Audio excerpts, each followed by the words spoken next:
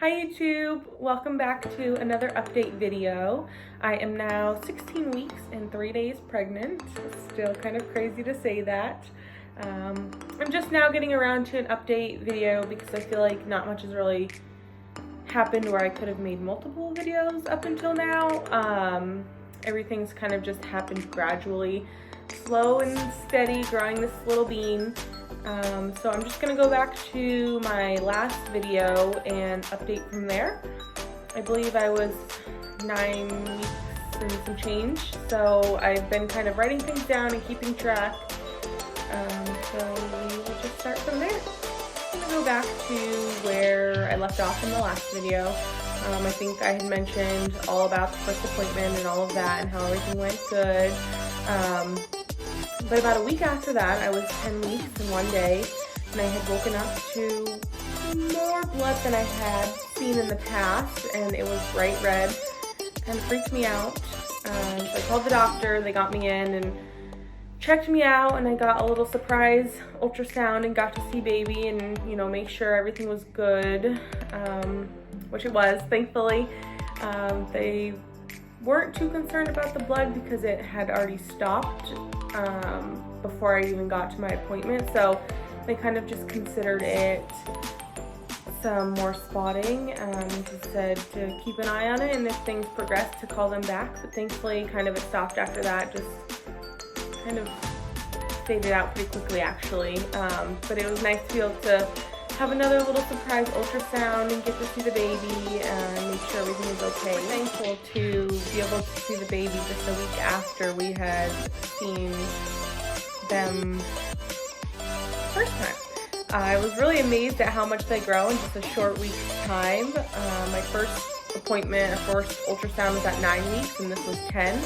And you could already see that the baby's brain had formed, which was really interesting to me. Like, I know things kind of go pretty quickly, but it was super neat. That appointment was actually just supposed to be a blood draw appointment, just for like some routine lab work that they wanted to do. And we decided to go ahead and do the genetic screening. So they went ahead and did that as normal, and then everything after that went well. We actually headed out for Maine a few days after that and awaited our results. In the meantime, while waiting for results, we just kind of enjoyed our vacation, kind of unplugged a little bit and just relaxed. I had 3 dreams about what the sex of the baby was. The first dream I had was a dream that it was a girl, and people have these dreams all the time, so I wasn't really sure, you know, if these dreams meant anything. But I only had one dream that it was a girl, and then I dreamt that it was a boy. And then the night before we found out what the sex was, I had another dream that it was a boy. And guess what? It was a boy! Or is a boy! So Kevin and I chose to find out the sex, just us. And we wanted to still have, you know, a small little gender reveal with our family and closest friends, but we wanted to know first. We knew for about a week and a half before our family and friends what the sex was, and that was a fun little secret. Kind of hard to keep, but fun at the same time. We held it at the community room where we live, and we just got like a little piñata that said boy or girl, and we filled it with some blue confetti and some silver Hershey Kisses and some balls, because what else do boys like? Like some basketballs and soccer balls and footballs and that sort of thing. I'll insert some pictures and some videos so you can see how that goes. I don't know if this is going to work the first time. So are we going to count down or are we just going to pull it?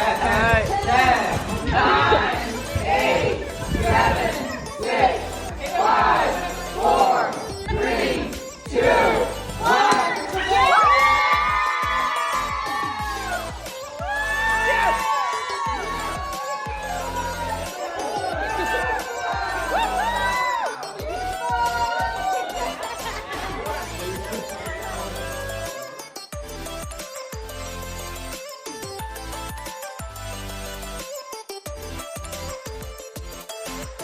another thing you'll probably see in that gender reveal video or pictures is that we got engaged.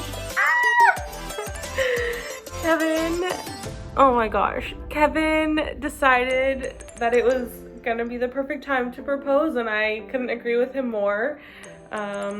Like I said, we had all of our closest friends and family there to witness it. It was such a fun little party and such a surprise. I literally had no idea. But it was fun to be able to celebrate them both in the same day.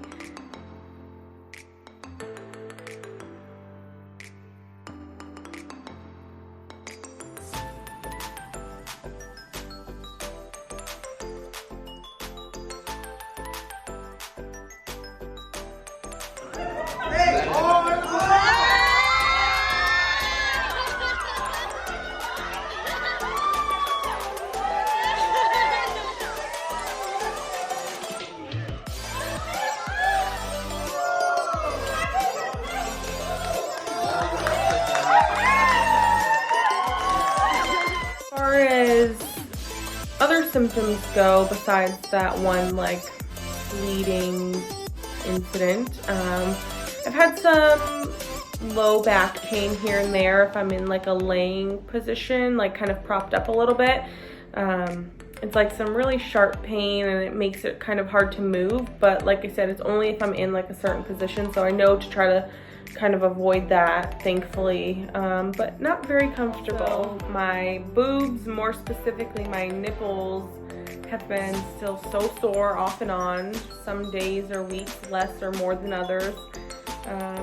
Can't complain though, because really it's not obviously the end of the world. It's doable. Also in the past like week and a half, maybe almost 2 weeks, I've been pretty congested. And at first I was like, oh no, like am I getting a cold, or like kind of what is this, because it was the only symptom I was having out of like cold symptoms.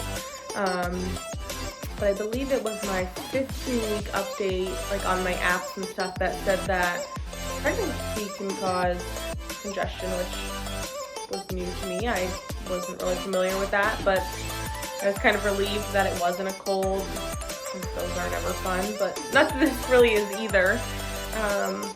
But it's manageable. Also having some shortness of breath still, like if I talk too much, or kind of maybe wearing the mask and talking with my clients at work, or walking up the stairs, I find myself a little bit more winded than usual. But yeah, symptoms are pretty mild, nothing crazy. Like I said, nothing much to update on, which is why I waited until this update. Just figured I would compile it all into one. As far as cravings, I am like obsessed with pickles. I have always loved pickles. I always eat them and drink the juice, but like being pregnant has really heightened that. For a while I was eating them literally every day, going through a jar every couple days. That's kind of slowed down a little bit, but still like obsessed with them. I would say anything like vinegary, tangy, like yellow mustard, or like Italian dressing, like things kind of like that. I feel like I could drink it. Just, I don't know, something I'm really into right now. Another thing I'm super into is like sandwiches or subs. I know that's kind of controversial whether they should be eaten or not during pregnancy, but 9 out of 10 times I try to heat it, so it's a little bit more safe. But I had also done some research where it says that fact is a little bit older, and the processed meats, the stays, are a little bit more safe. So I've kind of just gone for it, and you know, I've asked a bunch of people around me, and everybody's story is different, but a lot of people said that they have, and some said they haven't, and I'm craving them so much that I just decided to go ahead and do it. Try not to eat them too much, like maybe once a week. But yeah, they're my favorite. Another thing, if you know me, then you know I love ice cream. I literally used to eat ice cream probably almost every day, which isn't the most healthy. But since being pregnant, I haven't really wanted ice cream. I don't ever crave it. Say it's an aversion, but I don't really have much interest in it. I have eaten it here and there just because I feel like I have to because of how much, you know, I love it or loved it. But it's never something like, oh, I really need ice cream right now, which is definitely strange for me. But I think that's really it as far as like cravings and food and stuff. Just pretty mild. People have asked if I've had heartburn, but not yet. I assume that's coming when my belly's much bigger. But right now, just kind of coasting. As far as what's to come, I have an appointment this coming Friday, which I believe is the 17th of September. Just like a routine little checkup. And then 3 weeks after that, I will be 20 weeks and I will have my anatomy scan, which I'm really looking forward to. I can't wait to see how big he has grown and get to see all his little organs and things like that. I think it'll just be fun to get to see him in depth and have another ultrasound and see how big he is. Actually, another thing I should have mentioned before this last little part was that at my last appointment, I believe I was like 13 weeks. Just going in, you know, for the routine monthly visit. They were gonna find his heartbeat for the first time, and they couldn't find it on the Doppler, which kind of had me worried for a second, but at the same time, I kind of knew it was a possibility, just he was still so little, and depending on his position and that sort of thing. So I got yet again another surprise ultrasound, which I was, of course, so happy. This one was just like a, you know, the stomach one, and the second they put it on, you could see his heart flickering on the screen, and we were able to hear it. Kevin actually wasn't allowed to be there, but I recorded it, and so we were able to hear it, and it was such a little blessing and like so heartwarming to hear it. But the reason we couldn't hear it on just the Doppler then was because my placenta is anterior, which means it's placed in front of him.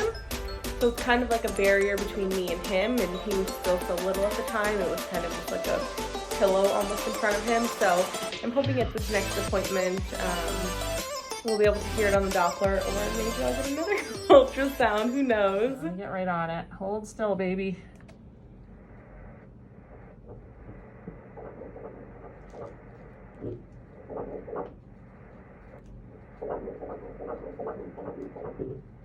With the ultrasound. It's a mover. All I have to update on, I've really been trying to write things down and help me remember, because my brain is not the best at helping me with that. I wish I could say it was baby brain like everybody says, but it's never really been the greatest. So for now, I guess thanks for watching, and maybe I'll update after the anatomy scan, or I'm not really sure when. So just stay tuned to see when another video comes out. Thanks for watching, guys. Bye.